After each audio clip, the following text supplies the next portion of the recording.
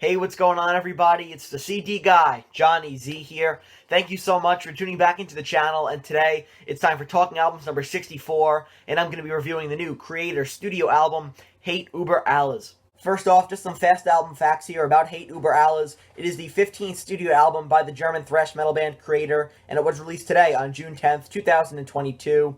It was recorded from September 2020 to December of 2021, and it is the follow-up to Gods of Violence from 2017, so a 5-year gap here in between releases for the band, making that the longest gap in between studio albums in the Kreator catalog. As for the personnel on this album, you got Mil Petroza on lead vocals and rhythm guitar, Venter on the drums, Samuel Cernio on lead guitar, and on the bass you have Frederick Leclerc. It's time for John's 5, my top 5 favorite songs from the new album, and I'm going to kick things off with the title track, Über Alles, coming in at number 1 here. I think it's an excellent title track and a perfect way to kickstart the record with some really awesome thrashy riffing going on, as well as some rapid-fire vocals, and I think Venter sounds fantastic on the drums as well. It's got a really catchy chorus with some aggressive vocals being delivered by Mil Petroza, which is really enjoyable, and I think it was a great decision to make this the lead single for the album because it definitely did a lot to get me excited for the record.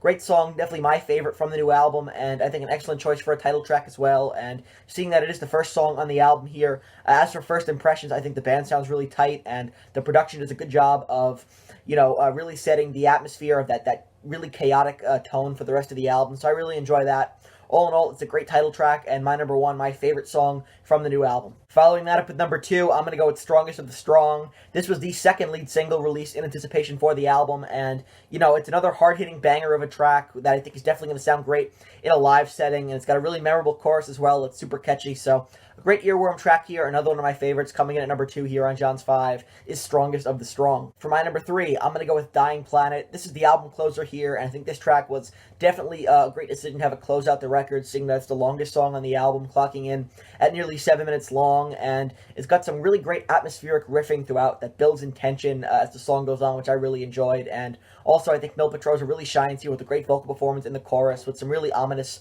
vocal deliveries there, which I thought was fantastic and something that really caught my ear when listening to this song.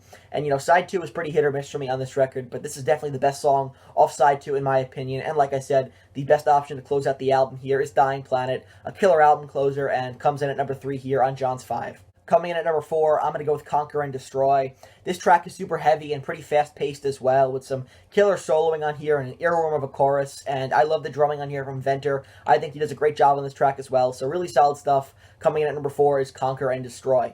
And finally, rounding out John's 5 here, coming in at number 5, I'm going to go with Crush the Tyrants. And, this album is really front-loaded with a lot of great material on side 1, and I think Crush the Tyrants is a great example of that. It's a pretty fun track, and it's got some definite re-listenable qualities about it that really gravitated me towards this song. It's got a really catchy nature as well, which I really enjoyed, and definitely one of the most memorable tracks on the album, in my opinion, is Crush the Tyrants. Definitely a track that I'm going to go back and, re-listen to several times because, like I said, it definitely does have that re-listenable quality about it. So I talked about the good. Those are my favorite songs from the new album coming in at John's 5. Just to go over the order one more time here. Coming in at number 1 is the title track, Über Alles.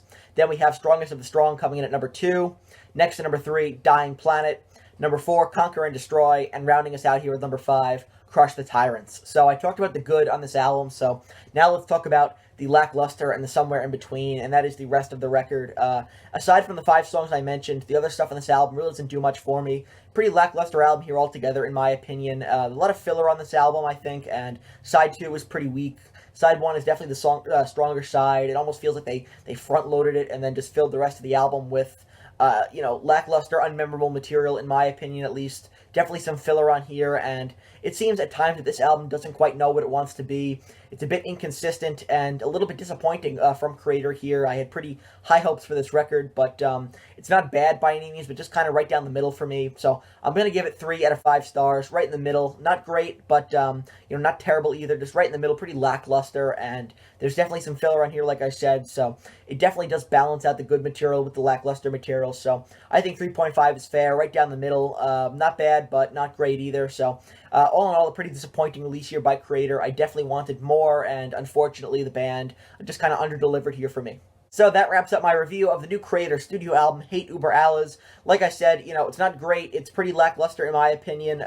Probably the definition of mediocre in the Kreator catalog. And, usually at the end of these reviews, I will say whether or not I recommend you buy this album. And I can just say, if you're a fan of what Kreator does, I definitely recommend it. But definitely listen to it first. Don't go in blindly because, like I said, it's pretty lackluster and mediocre. There's some enjoyable aspects of it, but all in all, it's not one of their more memorable records in my opinion. So I did give it 3 out of 5 stars. But if you enjoyed this video, though, please give it a thumbs up. Subscribe to the channel down below. Turn on the bell for notifications to be notified of a new upload. And let me know down in the comments below, what did you think of the new Kreator studio album, Über Alles?